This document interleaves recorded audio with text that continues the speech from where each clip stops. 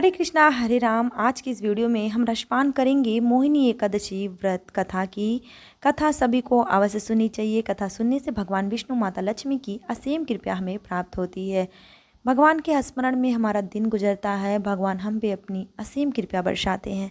चलिए शुरू करते हैं कथा। उसके पहले छोटी सी रिक्वेस्ट है, चैनल पे नए हैं तो सब्सक्राइब करें और जितना हो सके इस कथा को आप शेयर भी करें, जिससे सभी लोग इस कथा को सुने, इसका पुण्य हमें और आपको लग सके। और आपसे विनती है कथा पूरा जरूर सुनिएगा, आधा कथा सुनने से दोष लगता है। मोहिनी एकादशी को बहुत ही पावन और फलदायी तिथि माना गया है। पौराणिक मान्यता के अनुसार जो भी व्यक्ति इस पावन दिन पूरे विधि विधान से व्रत रखता है तो उसके जीवन में सभी कल्याण और मंगलमय होता है और उसे मोक्ष स्वयं भगवान की प्राप्ति हो जाती है। इस एकादशी का व्रत करने वाले कई जन्मों के पाप को भी नष्ट कर देते हैं। इसलिए एकादशी का व्रत रख के विधि विधान से पूजा करके कथा का रसपान अवश्य करना चाहिए। माना जाता है कि जब समुद्र मंथन हुआ था तो अमृत प्राप्त होने के बाद देवताओं और असुरों में बहुत ही ज़्यादा हनमन मच गई थी।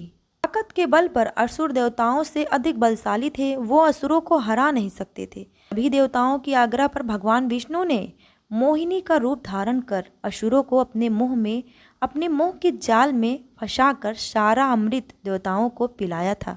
इससे सभी देवता अमर हो गए थे। यही वजह है कि एकादशी इस दिन मोहिनी एकादशी के नाम से मनाया जाने लगा। चलिए रसपान करते हैं पौराणिक कथा का। उसके पहले बोलिए विष्णु भगवान लक्ष्मी माता की जय। पौराणिक कथा के अनुसार भद्रावती नामक सुंदर नगर में एक धनी व्यक्ति रहता था। उसका नाम धनपाल था। वह स्वभाव से बहुत ही ज़्यादा नेक था। वह बहुत ही दान पुण्य करता था। उसके 5 बेटों में से सबसे छोटे बेटे का नाम धृष्ट बुद्धि था, जो बुरे कर्मों में लिप्त रहता था। वह अपने पिता का धन बहुत लूटता रहता था। एक दिन धनपाल ने उसकी बुरी आदतों से तंग आकर उसे घर से निकाल दिया। घर से निकाले जाने के बाद धृष्ट बुद्धि दिन रात शोक में डूबकर इधर उधर भटकने लगा। भटकते भटकते एक दिन धृष्ट बुद्धि महर्षि कौंडिल के आश्रम पर जा पहुंचा। महर्षि उस समय गंगा स्नान करके आए थे। शौक के भार से पीड़ित धृष्ट बुद्धि कौटिल्य ऋषि के पास गया और हाथ जोड़कर बोला, हे ऋषि, मुझ पर दया करके कोई ऐसा उपाय बताएं जिससे पुण्य के प्रभाव से मैं अपने दुखों से मुक्त हो जाऊं। उसकी पीड़ा समझते हुए महर्षि कौटिल्य ने उसे मोहिनी एकादशी व्रत रखने की सलाह दी।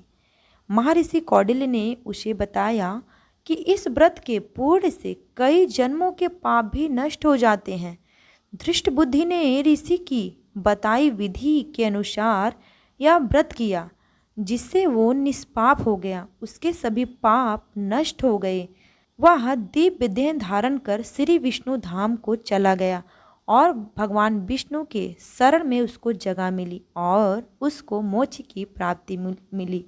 इस तरीके से भगवान विष्णु ने उस पर अपनी असीम कृपा बरसाई। मोहिनी एकादशी के कारण उसके बुद्धि में परिवर्तन हुआ और उसके जीवन के सभी पाप नष्ट हो गए।